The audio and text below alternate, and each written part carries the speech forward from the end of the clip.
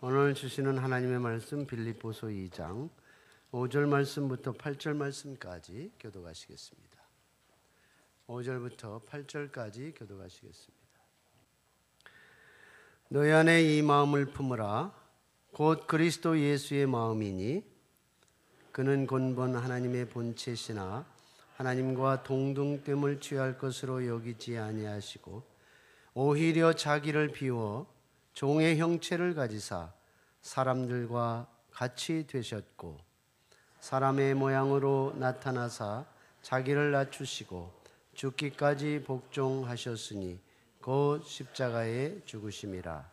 아멘. 여러분, 이런 논리가 가능할 것 같다는 생각이 들어요. 세상 사람은 세상을 중심으로 해서 살아요. 그런데 하나님의 사람은 주님을 중심으로 해서 살아요. 세상 사람은 세상의 마음을 품고 살아요. 그런데 하나님의 사람은 주님의 마음을 품고 살아요. 사람은 여러 변화 단계가 있습니다. 변화할 적에 가장 중요한 것은 목표예요. 간절한 소원이죠. 마음속에 소원을 품는 거예요. 한 해를 출발하면서 소원이 없는 사람은 절대 변화가 없습니다. 목표가 없는 사람은 절대 목표가 이루어질 수 없어요. 그래서 우리의 마음속에 품는 소원, 그걸 목표라고 말하죠. 삶의 목적이라고 말하죠. 이게 첫 번째 단계예요. 두 번째 단계는 그 소원을 생각화하는 거예요. 자꾸 소원을 생각하고 목표를 생각하고 목적을 생각하면 생각이 바뀌어요. 자기 목표를 향해서 딱 타켓이 정해집니다. 생각이 바뀌는 거예요. 그러니까 이렇게 집중이 생겨요. 그래서 한쪽으로 그 방향을 향해서 몰아가게 된다는 거예요. 그러면은 그 다음 단계는 말이 바뀝니다. 내 꿈은 이거야. 내 목표는 이거야. 나는 반드시 이것을 이룰 거야.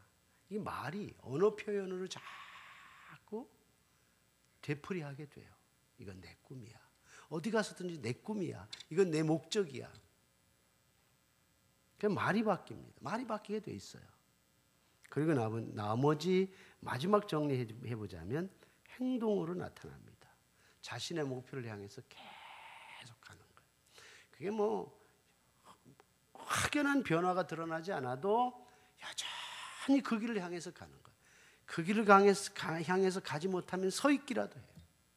내가 그 길을 가야지 이렇게 생각하는 거예요. 근데 서 있는 것 같지만 그 길을 가는 거예요. 보이지 않는 거예요. 이게 우리 가치관이라고 말하죠. 주님 중심의 사람이 되고 주님 중심으로 살려면 우리의 마음속에 주님, 내가 주님의 뜻대로 살게 해주세요. 소원이 필요하다는 거예요. 그게 목표예요. 우리의 삶의 목표예요. 삶의 목적이 되는 거예요. 주님을 마음으로 먼저 소원하는 거예요. 그리고 나서 우리의 생각을 바꾸는 거예요. 주님 뜻대로 살아야지. 주님의 생각대로 살아야지. 이런 마음으로 가치관이 자꾸 모아지는 거예요. 그리고 나서 말이 바뀌는 거예요. 주님 사랑해요. 주님 사랑한다는 말이 쉽게 나오지 않았는데 주님 사랑해요. 내가 주님 사랑하기 때문에 내가 주변을 사랑해요. 이런 고백이 나오는 거예요.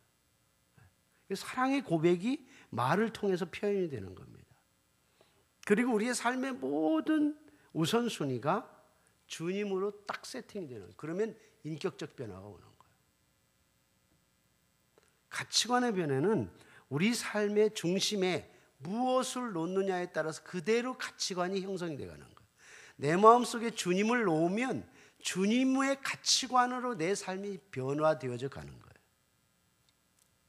하나님이 우리를 생각할 때 오늘 여기서 약간 질서는 없지만 약간 우리 중고등부 얼마나 내추럴하죠. 아주 막 있는 그대로 뛰고 그냥 쉬어 하는데 막 속에서 에너지가 팍 나오는 것 같아요. 여러분 좋아 보여요? 안 좋아 보여요? 대답 안 하시는 분들은 뭐예요? 우리 애가 없다는 거예요? 좋아 보여요? 안 좋아 보여요? 좋아 보이죠? 너무너무 좋아 보여요. 그런데 하나님이 우리를 보실 때 그렇게 보신다는 거예요. 하나님이 우리를 보실 때 존귀하게 본다는 거예요. 우리 자신을. 시편 16편 3절이에요. 땅에 있는 성도들은 존귀한 자들이니, 주님이 이렇게 말씀하셨어요. 나의 모든 즐거움이 그들에게 있도다. 하나님은 우리에게 존귀한 존재로서 그 마음은 뭐냐면 즐겁게 살아라. 인생을 즐겁게, 해피하게, 행복하게 그렇게 살아라는 거예요. 여러분, 존귀함이라는 게 잘나고 못남에 있어요? 잘나고 못남에 있는 게 아니에요. 우리 아이들이 예쁜 것은 저렇게 그래 청소년 시기에 믿음으로 저렇게 살려고 하고 찬송 부르고, 우리가 그 찬송에 감동돼서 눈물 줄줄 흘립니까? 아닌데요. 그건 아니에요. 근데 좋아요. 정말 기쁨이 있어요. 그런 거거든요. 잘남에 못나게 있는 게 아니에요. 관계에 있는 거예요. 관계. 우리 아이들이잖아요. 사랑하는 우리 아이들이란 말이에요.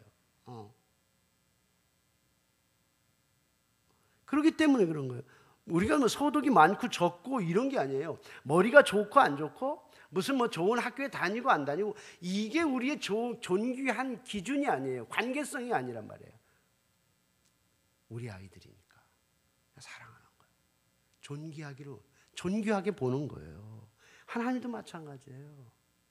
하나님은 우리의 잘나고 못남에 있지 않아요. 그저 우리가 존귀하고 즐겁게 살기를 원하세요. 이게 하나님은 우리를 향한 마음이에요. 할렐루야.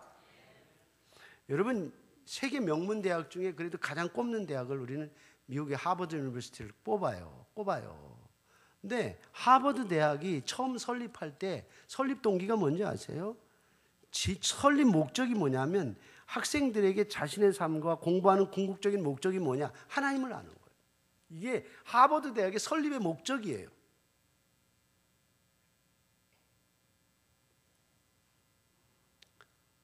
지금 우리 자신의 마음이 어떤 것이 자리 잡고 있느냐가 중요해요. 우리 마음의 중심에 뭐가 있느냐는 거예요. 정말 주님이 우리의 마음의 중심 속에 있는가? 우리 자신이 아니면 우리 마음 속에 주인으로 자리 잡고 있느냐? 이거에 따라서 인생의 칼라빛은 많이 다를 수 있어요. 얼마든지 달라질 수 있어요. 우리가 2015년 우리의 삶의 방향이 딱 정해졌어. 그렇죠? 송구영심에 탁 할 때 0시 탁 카운트다운하고 딱 내려온 게 너희가 이 마음을 품으라. 곧 그리스도 예수의 마음이니. 그리스도 예수의 마음을 품자요. 여러분, 우리 모두 한 해를 그리스도 예수의 마음을 품을 수 있기를 주님의 이름으로 축원합니다. 왜? 그게 행복이에요. 그게 기쁨이고 그게 인생의 아름다움이에요. 여러분 한번 같이 해봐요. 저를 따라해 주실래요? 그리스도 예수의 마음을 품자. 그리스도 예수의 마음을 품자. 맞아. 그리스도 예수의 마음을 품자. 그리스도 예수의 마음을 품기를 위해서 열심히 기도할 수 있기 간절히 주님의 이름으로 축원합니다. 제가 이렇게 설교를 준비하면서 늘 이런 찬송 음률이 떠오르는 것들이 있어요. 제가 알고 있는 거지만 이 대목에서 그 생각이 딱 떠오르더라고요. 모든 지각에 뛰어나신 하나님의 평강이 예수 안에서 너의 마음과 너의 생각을 지키리. 아무것도 너는 염려치 말고지 기도와 간구로 하나님께 너의 구할 것을 감사함으로 아뢰라. 할렐루야. 키가 높아서 간신히 했네요. 여러분, 그래요. 우리 마음속에 예수님의 마음을 보면 행복해요. 예수 그리스도의 마음을 품으면 행복해질 것 같아요. 성경은 예수님의 마음을 품으면 행복해진대요. 우리가 세상의 마음을 품는다고 한다면 내가 행복해질 수 있을까? 아니에요.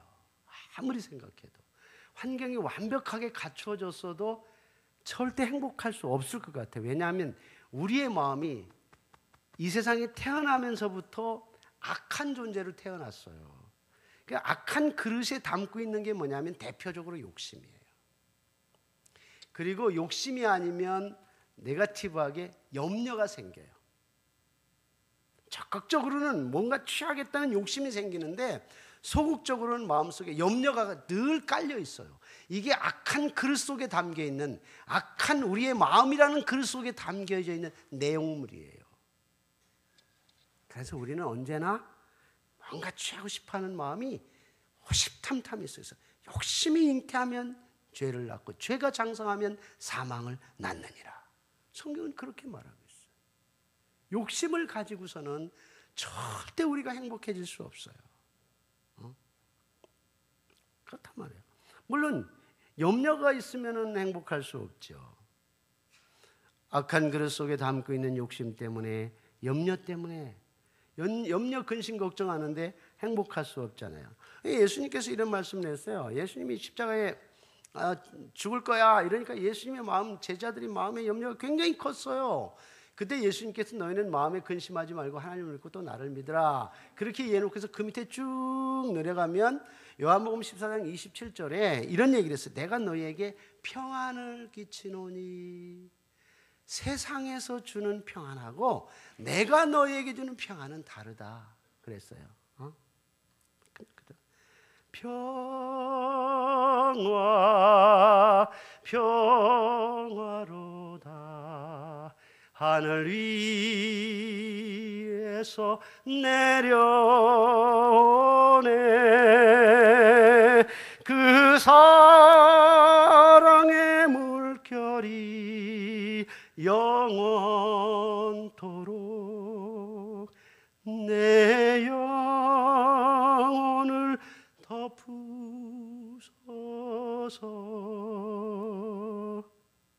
그 행복과 축복이 영원토록 내 인생을 덮으소서. 할렐루야. 여러분들의 인생에, 여러분들의 삶에 행복과 축복이 영원토록 하늘에서 내려오는 주님의 평화를 통해서 이룰 수 있다는 거예요. 얼마나 놀랍습니까? 예수님이 우리의 마음속에 있을 때 우리는 행복할 수 있는 거예요. 이게 주님이 주시는 평안이에요. 주님의 마음이 우리 속에 있을 때 느껴지는 감성이고 감동이에요. 우리 마음속에 주님을 품고 살면 즐거움이 있다는 거예요. 잠언에 보면, 잠언 지혜서잖아요. 잠언 지혜를 보면 잠언 17장 22절에 이렇게 기록을 하고 있어요. 마음의 즐거움은 양약일지라도 심령의 근심은 뼈를 마르게 하느니라. 자, 마음의 즐거움이 뭐예요? 양약이라고 했어요. 좋은 약이라고 생각하세요. 한약 좋아하시는 분은 마음의 즐거움은 한약이고 그렇게 하시면 돼요. 양약을 좋아하시는 분은 마음의 즐거움은 양약이고 그렇게 생각하시면 돼요. 심령의 근심은 뼈를 마르게 한다고 그랬어요. 마음의 즐거움, 주님의 마음을 품으면 우리의 마음속에 즐거움이 있어요. 그러니까 주님의 마음을 품으면 행복할 수 있는 게 뭐냐면 늘 감사하거든요. 주님이 우리의 마음속에 있으니까 감사하는 거예요. 주님께서 우리에게 주시는 그 마음을 가지고 온통 감사가 넘치는 거예요. 세상을 봐도 감사, 여길 봐도 감사, 저길 봐도 감사, 일을 해도 안 해도 선악간에 감사가 넘친단 말이에요. 감사한 사람 속에 마음 속에 있는 그 필링이 뭐냐? 그게 행복이에요, 행복. 행복은 그래서 감사하는 마음 이런 말이에요. 불평은 어디에? 반대죠. 감사하지 못하는 마음이 불평스러운 마음이에요. 예수님의 마음이 없으면 매사 자기가 원하는 게 너무너무 높고 너무 많기 때문에 그게 채워지지 않아서 늘 불평해. 왜 안 채워지지? 왜 저 사람은 나보다 멋지지? 저 사람은 왜 나보다 예쁘지? 잘 살지? 왜 공부 잘하지? 늘 네거티브한 생각이 있어요. 그러니까 감사가 사라지는 거예요. 불평할 수밖에 없는 거예요. 그러니 평안이 찾아오지 않죠. 그러나 내 마음에 주님의 마음을 가득 채워주면 평안이 찾아오고 감사로 가득 채워지고 행복할 수밖에 없다는 거예요. 이것을 우리는 가리켜서 현세에서 경험하는 천국! 할렐루야! 현세에서 경험하는 천국이란 말이에요. 하나님 나라의 시민권을 가지고 경험할 수 있는 그 감동이란 말이에요. 예수님의 마음을 품으면 행복해져요. 그 행복은 언제나 기쁨을 동반한다는 거예요. 그게 특징이에요. 그래서 빌립보서 2장 너희가 이 마음을 품으라고 그리스도 예수의 마음이 하면서 전후 주제가 뭐냐면 기쁨이에요. 기쁨. 나는 감옥에 있어도 기쁘다 이렇게 바울은 하고 있고, 너희들이 선의 열심을 갖고 서로 다투는데 다투지 마. 유다와 순도계가 서로 다퉜는데 다투지 마라. 주 안에서 하나가 되고 기뻐하라. 주 안에서 기뻐하라. 왜 다투고 그러니? 그 얘기를 주제를 갖는 거예요. 빌립보서는 주제가 기쁨이에요. 그런데 그리스도 예수의 마음을 품으면, 주 안에서 있으면, 그 말이 주님의 마음을 품으면 기쁨이 있다는 거예요. 여러분, 올해 2015년 조금 어려운 일이 있어도 예수님 마음 품고 여러분 행복하시기를 주님의 이름으로 축원합니다. 할렐루야. 그 예수님의 마음을 품으면 인생이 아름다워져요.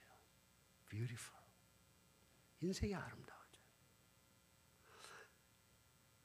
사람의 아름다움이 어디 있을까? 사람의 아름다움이 어디 있을까? 사람들은 굉장히 이렇게 비주얼하게 생각을 하는데, 시각적이고 이렇게 느끼려고 하는데, 사실 사람의 아름다움은 마음에 있어요. 마음이 아름다우면 세상이 아름다워 보여요. 마음이 아름다우면 여자도 아름답게 보여요. 아니라고요?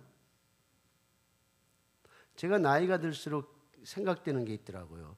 죄송해요. 저보다 연세가 높으신 분들은 이제 학년이 바뀌니까 야, 이게 점점 겉사람은 후패해지는구나, 이런 생각이 들어요. 그러면은 겉사람이 후패해지면 속사람은 좀 철이 들어야지, 이 생각이 들어요. 겉사람도 늙는데 속사람까지 늙으면 되겠나? 그러면 속상하지. 그러니까 겉사람이 이제 학년이 높아지니까 속사람이라도 철들어야지. 그러니까 여러분들도 사실 보면은 굉장히 젊었을 때는 아름답고 그랬잖아요. 이제 여기 20대 있었던 분들도 계시네요. 보니까 20대. 근데 뭐 지금도 아름답긴 하지만, 그러나 세월이 지나면서 자꾸 겉모습이 달라진단 말이에요. 외모나 건강이 점점 약해져가죠. 외모도 낡아져가고. 그렇지만 마음을, 우리가 하늘의 마음을 우리가 담고 주님의 마음을 품으면 겉은 그럴지 모르지만 우리의 삶의 모습 속에서 아름답게 된다는 거죠. 저도 제 자신을 보면서 참 속물이다 이런 생각을 했어요. 어제 저녁에 제 아내하고 뉴스를 보다가 제 아내가 이런 얘기를 하더라고요. 뭐라고 하냐면, 남자가 늙어서 혼자가 되면 재혼을 하게 되는데, 늙었어도 여자를 볼 때 첫 번째 딱 보는 게 외모래요. 네. 자, 그래서 미쳤구나. 제가 뭐라고 대답했는 줄 아세요? 즉각적으로 제가 대답을 했어요. 제가 즉각적으로 대답하면서 그렇지. 완전 속물이죠. 똑같아. 너나 할 것 없이. 절대 여성분들, 남자들 믿으면 안 돼. 현실적으로 이루어지든 안 이루어지든 생각은 그렇게 한단 말이에요. 아무도 안 알아주는데 자기가 밖에 나가면 딱 멋진 여자가 딱 이렇게 뭐 프로포즈 하거나 하면은 뭔가 반응이 올 것 같은데 어림쩍도 없지.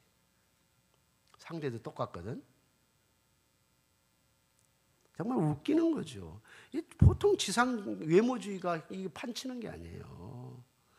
그래서 성형외과가 성행중이라고 하는데 심각하게 병 들어가는 거죠. 사회는 지금 심각하게 병 들어가는 거예요. 뉴스 마지막 참 보면서 뉴스 마지막 끝날 때 기상캐스터 있잖아요. 9시 뉴스 9 채널 9에 마지막 나오는 그 아가씨. 그 아가씨가 제일 인기 좋다대. 그 왜 제일 인기 좋은 제 아내의 정보예요. 제일 왜 인기 좋냐 그랬더니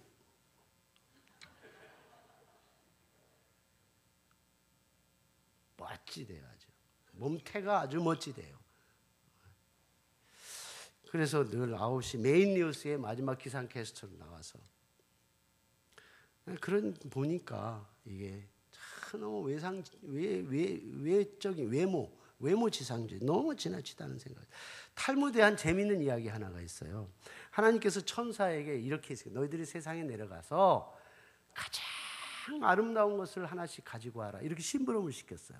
세 천사를 내려보냈어요. 천사가 하나님의 명령을 듣고 세상에 내려왔어. 세상을 쫙 이렇게 보는데 한 천사가 탁 눈에 딱 들어왔어요. 꽃이 너무 아름다운 거예요. 그 꽃이 너무너무 아름다워서 한 천사가 그 꽃을 탁 꺾어가지고 쫙 해서 이제 천국에 하나님 앞에 딱 갖다 내려왔어요. 내려놓자마자 꽃이 싹 시들어버리는 거예요. 그럼 얼마나 흉물스러워요. 여러분 시든 꽃 흉물스럽잖아요. 이건 아니다. 두 번째 천사가 쫙 이렇게 지상을 감찰하다가 보니까 아이가 웃는 모습이 너무 천진난만한 거예요. 너무너무 아름다운 거예요. 그 아름답잖아요. 아이들이 웃으면 만사 시름이 사라지잖아요. 야, 이거다. 이 세상에서 가장 아름다운 것은 이 어린아이의 웃음이다라고 해서 천사가 그걸 다 가지고 하나님께 왔어요. 오는 시간이 길게 60년이 지났어. 이렇게 하는 거예요. 이게 아니다. 이것도 아니다. 그래서 마지막 천사가 이렇게 보니까 너무너무 초라한 집에 아이가 병이 들었어. 너무너무 몸이 아파서 이걸 아이를 치료할 수도 없고 어찌하나 염려하고 근심하는 엄마의 눈초리, 엄마의 마음을 보니까 너무너무 아름다워. 너무너무 아름다워. 야, 맞다 저거다. 그래서 그 마음을 가지고 하나님께 다 왔어요. 근데 그 마음은 10년이 지나도 20년이 지나도 100년이 지나도 1000년이 지나도 변하지 않아요. 사랑하는 아이를 보는 엄마의 마음, 그 마음은 변하지 않아. 이 마음이 가장 지상에서 가장 아름다운 마음이구나. 하나님께서 내가 땅에서 가장 아름다운 것을 가지고 왔구나 이렇게 말씀하셨대요. 그때부터 지상에서 가장 아름다운 것은 어머니의 마음이다. 여러분, 우리가 우리 자신을 아름답게 만들 수 있는 유일한 비밀이 뭐예요? 그건 마음이에요. 마음을 아름답게 만들면 돼요. 그러면 세상이 아름다워져요. 얼굴이 아니에요. 옷이 날개가 아니에요. 지성도 아닙니다. 그건 마음이에요. 이 지상에서 가장 아름다운 마음은 주님의 마음을 내 마음에 담는 거예요. 그 마음을 담으면 가장 아름다운 사람이 돼. 아름다운 인생을 살 수 있어요. 세상을 아름답게 볼 수 있어요. 제가 아이들을 키워보니까 강압적으로 절대 안 되더라고요. 절대 이렇게 푸시해가지고 해서 되는 게 없어요.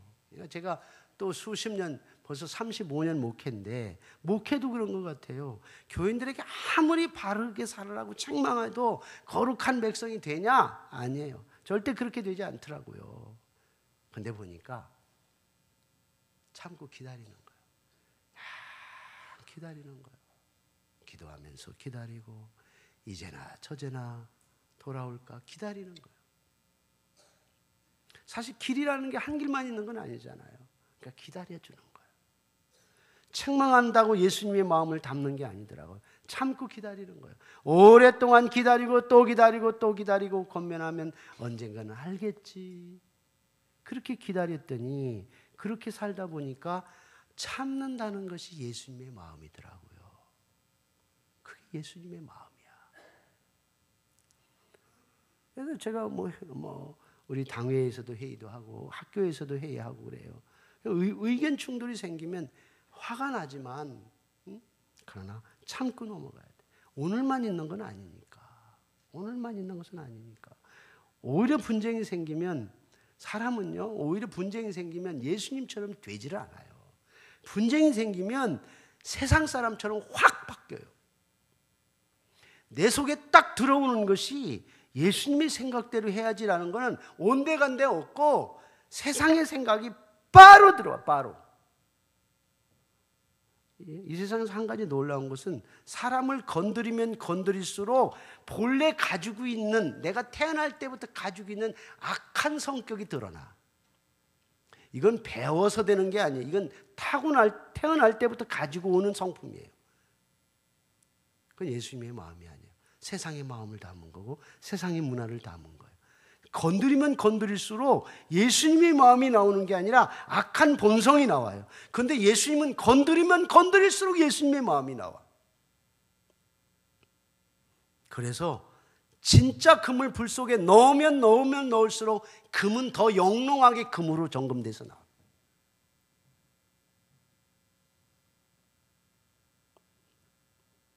우리가 인간이 가지고 있는 것을 가지고서는 자랑할 게 없어요. 왜냐하면 아담이 타락을 할 때 사탄이 와서 선악과를 따먹으라고 했어요. 그러면은 선악과를 따먹을 수밖에 없는 절대적 상황이었었느냐? 이 세상에 아무것도 없고 선악과만 먹을 것이 있다면 따먹어도 괜찮을 거예요. 근데 선악과보다 훨씬 더 아름답고 훨씬 멋진 나무가 그냥 막 사시사철 쫙 깔려있는 게 에덴 동산이에요. 근데 유일하게 선악과를 먹어요. 이게 인간이에요.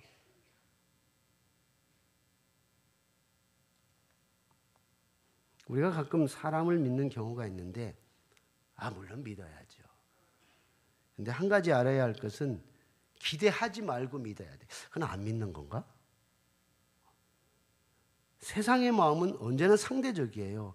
좋은 것이 있으면 금방 관심이 거리 갑니다. 그렇게 착했던 남편도 어느 날 변하면 부인을 버리고 다른 여자한테 가요. 갈 수 있어요. 그런데 변하지 않는 마음은 예수님의 마음이에요. 예수님의 마음밖에 없어요. 남편을 사랑하면 예수님의 마음을 받도록 해주면 그거 개런티할 수 있어요. 보증할 수 있어요. 예수님의 마음은 그렇지 않아요. 인간의 마음은 세상을 담고 있기 때문에 상대적이고 좋은 것이 있으면 받고 변해. 근데 예수님의 마음은 절대적이에요. 절대적 기준이에요. 변하지 않아요. 예수님 마음만 있다면 변하지 않아요. 그래서 안전하게 하는 것은 예수님의 마음을 그 속에 담게 하는 거예요. 그러면 되는 거예요. 아이들도 마찬가지입니다. 우리 아이들이 예수님의 마음을 갖도록 하면 돼요. 그것이 가장 좋은 교육이라고 저는 생각해요. 자녀를 사랑하면 그래서 주님의 마음을 담을수록 주님께 인도하는 거예요. 이게 방법 중에 하나입니다. 주님의 마음을 담으면 변하지 않아요. 변했던 사람도 철이 들어서 바뀌어져요. 달라진다니까요. 한 자매가 간증한 얘기를 오늘 목사님이 해주셨어요. 근데 목사님 이런 얘기야. 실화를 얘기를 해줬는데 교회에 한 자매가 있었어요. 근데 시어머니가 오랫동안 병석에 누워 있었기 때문에 수발을 들어야 했어요. 그러니까 병 수발을 오랫동안 드니까 너무나 지루하고 지친 거예요.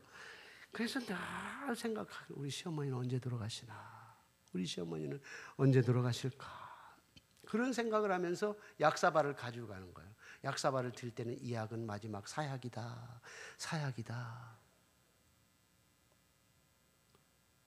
너무 괴로우니까.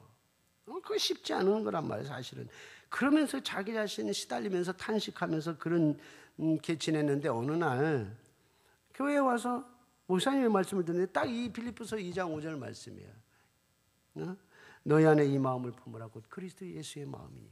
그런데 그 마음을 딱 듣는 순간에 뒤통수로 그냥 막 큰 해마를 두드려 맞는 같이 띵 하는데 딱 생각나기로 내 마음을 딱 보니까 시커먼 악마의 마음이 들어요. 자기가 자기 자신의 마음을 봤는데, 야, 내가 악마의 마음을 품고 살았네? 이런 생각이 들더라는 거예요. 그건 은혜죠. 이 시간에 그런 마음이 들기를 간절히 소원하지만, 이 악마의 마음을 품고 사람은 사람이 아니다, 이런 생각이 드는 거예요. 그래서 주님의 마음을 품어야 되겠다는 생각을 하면서 눈물이 쏟아지기 시작하는데 막 우는 거예요. 눈물 쏟아지면 돼. 엉엉 울면서 얼마나 죄송스러웠는지. 그러면서 이제 집을 돌아갔어요. 시어머니에게 갔어요.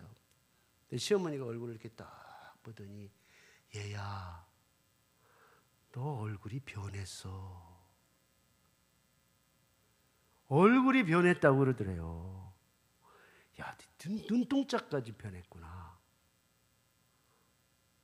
그냥 얼굴이 환하게 바뀐 거죠. 그래서 이런 얘기를 하더래요. 네가 나 때문에 참 고생이 많았지. 미안해. 잘 살아야지. 그 며느리의 얼굴을 보고 시어머니 마음도 바뀐 거예요.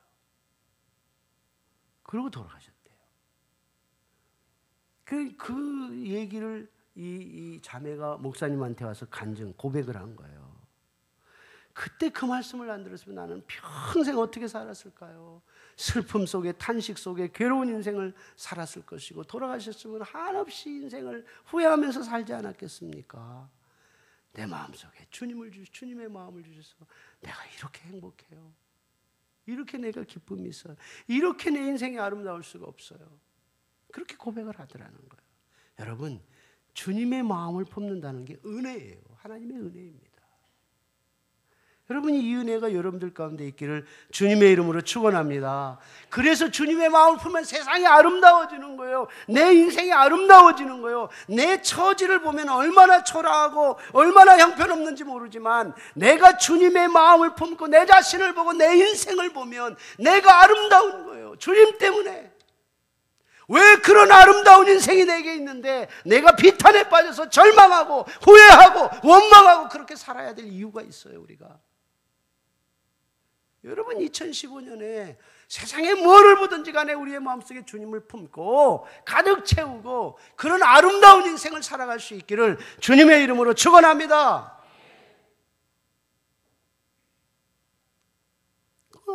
오늘 본문 말씀을 보면 주님의 마음을 볼 수 있어요. 주님이 어떤 분이었냐? 정말 겸손했어요. 주님의 마음을 품으려면 우리가 겸손해야 돼요. 6절부터 8절에 보니까, 그는 근본 하나님의 본체시나 하나님의 동등됨을 취할 것으로 여기지 아니하시고 오히려 자기를 비워 종의 형체를 가져 사람과 같이 되었고, 사람의 모양으로 나타나셨으며 자기를 낮추시고 죽기까지 복종하셨으니 곧 십자가에 죽으심이라. 하나님의 자리에서 내려왔어요. 인간이 되고 인간이 되되 또 십자가에 못 박혀 돌아가셨단 말이죠. 자기를 낮추신 겸손이에요. 종의 형체를 가지신 겸손이에요. 십자가까지 죽으신 겸손이란 말이죠. 예수님의 마음은 그래서 겸손의 마음, 이런 거예요. 우리가 이 마음을 품으면 돼. 예수님 뭐라고 말씀하시면, 나는 마음이 온유하고 겸손하니 나의 멍에를 배우라. 그러니까 예수님을 배우라는 거예요. 힘들지? 십자가를 지고 쫓는 게 힘들지? 내 자신을 부인하는 게 힘들지? 그 멍에를 배워라. 멍에를 메고 배워라. 멍에 있잖아요. 소에다가 이렇게 씌우는 거, 일 시킬 때. 힘들지만 십자가 지고 배워라. 내 마음이 뭔지 겸손을 배워라. 하나님의 자리에서 내려온 겸손을 배워라. 십자가를 진 겸손을 배워라. 종이 된 겸손을 배워라 하는 거예요. 참 부끄럽죠. 이 말씀을 전하는 목사도 부끄럽지만 우리 모두가 같이, 왜? 행복한 인생이 우리에게 보장이 되었고 아름다운 인생이 우리에게 주어져 있다면 우리가 이렇게 겸손한 마음으로 주님의 마음을 갖자, 그 말입니다. 계곡이 깊어야 물이 많이 고이고, 그런 계곡은 온갖 보화가 담겨 있다고 그래요. 여러분, 빈 그릇이 물을 담을 수 있는 거 아니에요? 우리가 겸손할 때 하늘의 보화를 담을 수 있는 거예요. 주님의 마음을 품으려면 가난한 심정이 돼야죠. 심령이 가난한 자는 복이 있나니. 가난하게 마음을 내려놓는 거예요. 여러분, 우리 어떻든지 간에 겸손한 마음으로 남을 높여주고, 그리고 겸손한 마음으로 주를 세우고 교회를 세우고, 그런 은혜가 넘칠 수 있기를 주님의 이름으로 축원합니다. 그리고 예수님의 마음을 보면 종의 마음이야. 딱 종의 형체를 가지고 그랬죠. 주님은 섬김으로 사셨어. 섬김. 종의 태도는, 종의 내용은 섬김에 있어요. 종은 섬김, 섬김은 종, 이렇게 되는 거예요. 섬김은 남을 위해서 해주는 거예요. 남을 위해서. 어떻게 저 사람을 도와줄 수 있을까? 어떻게 하면 저 사람을 위해서 내가 희생하고 좋은 일을 해줄 수 있을까? 이런 생각을 하는 것이 섬기는 종의 마음이라는 거예요. 재미난 이야기가 하나 있어요. 어느 목사님 아들이 초등학교 1학년 때 있었던 일인데, 반장 선거를 나갔어요. 떨어진 거예요. 그러니까 막 엉엉 울면서 집에 들어온 거예요. 반장 선거에서 떨어졌다고. 그날 밤에 학교에서 반장을 하고 있는 형들에게 이제 교육을 받은 거예요. 반장을 출마한다 해서 다 뽑아주는 게 아니다. 반장이 되려면 평소에 행동거지를 똑바로 해야 되고, 그리고 친구들을 열심히 봉사해 줘야 되고, 좋은 일도 많이 하고, 그러면은 반장이 되는 거야. 이제 이렇게 가르쳐 준 것 같아요. 근데 그 다음에 또 출마를 했는데, 그 다음에는 부반장이 된 거예요. 2학년 때 출마를 했는데. 부반장이 되니까 기분이 좋았어요. 근데 한 3, 4일 지나니까 부반장이 별로 의미가 없잖아요. 부자가 붙어갖고 별로 할 일도 없고. 재미가 뚝 떨어진 거예요. 시들해진 거예요. 오로지 이 아이는 반장이 되는 게 목표예요. 목표. 그래갖고 3학년이 돼서 마침내 반장이 됐어요. 반장이 탁 돼서 의기양양하게 딱 들어왔어요. 근데 보니까 몇 명이 출마했더냐 그러니까 16명이 출마한 거예요. 세죠? 16대 1에 당선이 된 거예요. 대통령도 서너 명밖에 안 나오는데, 야, 대단한 거 아니겠습니까? 그래서 이상하다 해서, 야, 네가 어떻게 연설을 했냐? 무슨 공약, 특별한 뾰족한 공약이라도 어떻게 아이들에게 얘기해서 무슨 설득력이 있었느냐? 연설을 어떻게 했느냐? 하고 물어봤더니 이 아이가 대답하는 게 아주 걸작이에요. 뭐라 했냐면, 여러분, 저를 만약에 반장을 뽑아주신다면 저는 여러분들의 걸레가 되겠습니다. 걸레가 되겠다. 야, 이거 대단한 거 아니에요? 걸레가 뭐예요? 걸레는 온갖 더러운 오물을 닦아내는 거 아니에요? 여기에 몰표가 나온 건 몰표. 아예. 대단한 거죠, 대단한 거죠. 이 말에 정말 어떤 진리가 담겨져 있다고 생각을 합니다. 반장이 돼서 친구들에게 걸레 역할을 하겠다고 하니까 이게 섬김의 정신에 아주 가득 채워져 있다고 생각이 되는 거예요. 여러분, 걸레는 더러운 걸 씻어내는 거예요. 남의 허물도 씻어주고 눈물도 씻어주고 세상에 더러운 걸 온갖 씻어주는 게 걸레의 사명이에요. 가만히 보니까 예수님이 걸레가 되었어요. 예수님이 자기 자리를 버리고 내려오셔서 종이 돼서 인간의 더럽고 추한 죄를 다 씻어주셨어요. 예수님이 걸레가 되어주셨어요. 예수님이 걸레가 되어주셨는데 우리가 그 마음을 품으면 우리가 걸레가 되어야 되는 거예요. 이 생각을 하니까 얼마나 부끄러운지. 역사에 존경받은 사람들을 보면 수천 년 역사가 얘기하는 것이 성공한 사람이 아니라 존경받은 사람은 다 걸레였어요.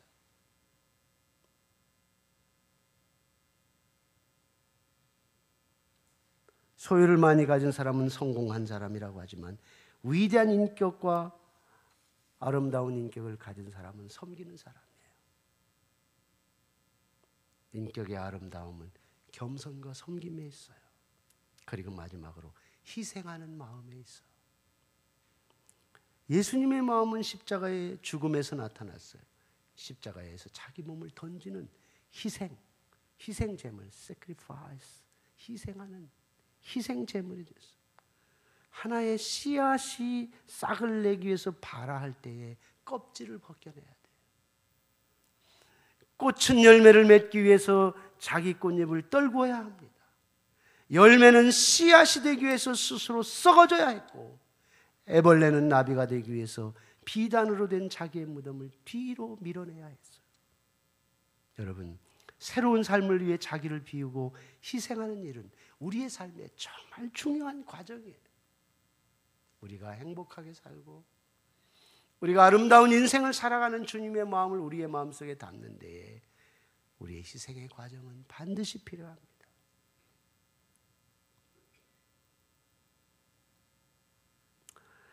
한국 100년 역사의 자랑스러운 한 집사님의 이야기로 오늘 설교를 마칠까 합니다.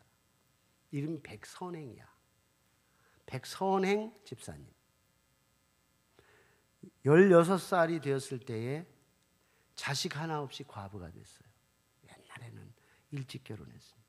그래서 먹을 거 안 먹고 안 쓰고 삭바지 내서 돈을 벌고 재봉틀을 사서 방직을 해가지고 200냥을 남겼어요. 이게 실제적인 실화인데 200냥을 벌었어요.